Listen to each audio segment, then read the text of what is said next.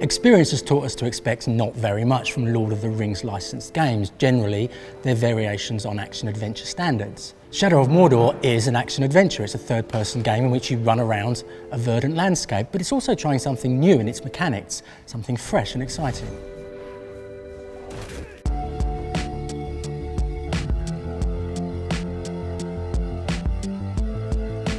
The central character is a Boromir-like fellow called Talion, who ranges around the environs of Mordor, doing battle with the forces of evil.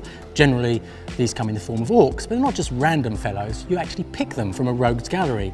I played a demo here at E3 and I looked for the orcs that I could beat, but who could also be of some use to me at some stage in the future. It's a Pokemon type mechanic where you try to get these things on side by defeating them.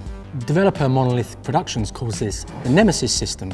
On those occasions when I failed to beat the orcs, when I failed to turn them, they became my enemies. They marked me out, they looked for me, and they turn up at the most inconvenient times. So as the game progressed, my powers were augmented by those orcs that I defeated, but diminished by those who I had not defeated and who wanted to hurt me. Exploration and combat has a faintly Assassin's Creed feel to it. There's lots of moving around, traversing, climbing on things, jumping down on other things. But there's lots of variety to be had, and there's especially good ghostly mode where you can use magic for brief periods of time. All good action adventures have to have tons of different stuff to do. Middle-earth Shadow of Mordor takes place in a storied, verdant and rich landscape, but it's more than just a showcase for the Lord of the Rings world.